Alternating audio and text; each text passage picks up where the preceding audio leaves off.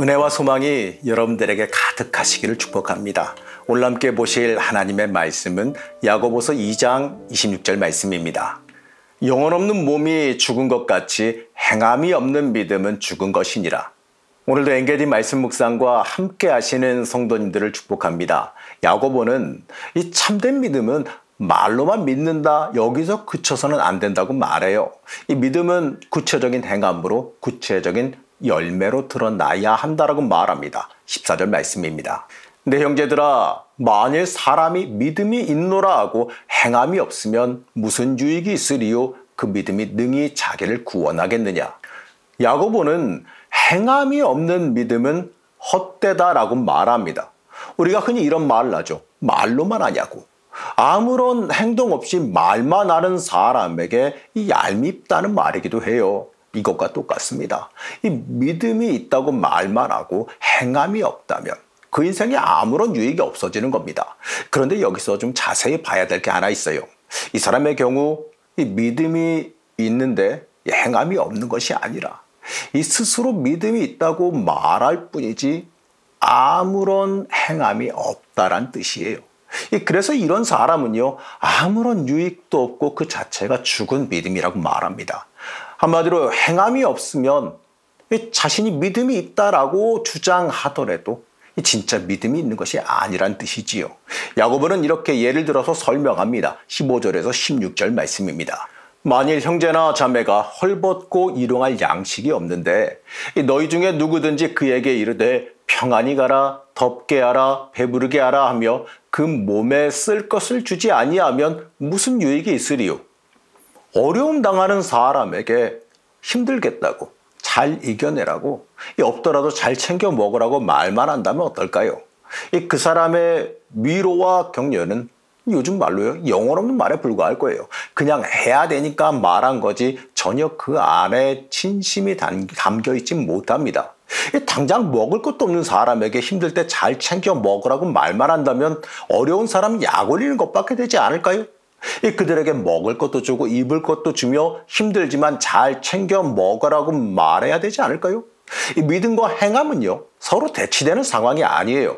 야고보가 말하려고 하는 것은요, 말뿐인 것과 행동하는 신앙의 대비입니다.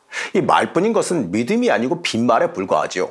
빈말은요, 그 자체로 생명력이 없는 죽은 말입니다. 행함과 이 믿음의 비교가 아니라 완전히 잘못된 믿음, 이 처음부터 없었던 믿음과 올바른 믿음, 참 믿음에 대한 비교입니다. 야고보에 따르면 이 참된 믿음을 가졌다면요, 반드시 그 믿음이 행함으로 나타나게 되어 있어요. 그러지 못하면 처음부터 잘못된 것, 아예 믿음이 없는 겁니다. 17절 말씀입니다. 이와 같이 행함이 없는 믿음은 그 자체가 죽은 것이라. 우리는 야고보의 이 말씀을 주목해서 봐야 됩니다. 요즘의 교회에서도 말뿐인 신앙인들이 많이 있습니다. 말로는 못할 게 없고 말로는 체험하지 못한 은혜가 없어요. 그런데 문제는 말이죠, 그렇게 많은 것을 체험하고 받았는데 그 은혜와 체험이 삶에서는 전혀 드러나지 않는다는 데 문제가 있습니다. 야고보에 의하면요, 그런 사람들은 원래부터 믿음이 없었던 사람에 불과한 거예요. 믿음이 원래 없었고 믿는 척만, 믿음이 있는 사람인 척만 하고 있었던 겁니다. 이 사람들을 가리켜서 껍데기만 있는 유사신앙인이라고 부를 수 있을 것 같습니다. 당시에 말뿐인 이 그리스도인들에게 야고보는 일침을 가했습니다. 행함이 없는 너희 믿음은 가짜이니까 믿음 있는 척 하지 말라라고 말해요. 한국교회는요, 지속적으로 믿음을 강조해 왔습니다.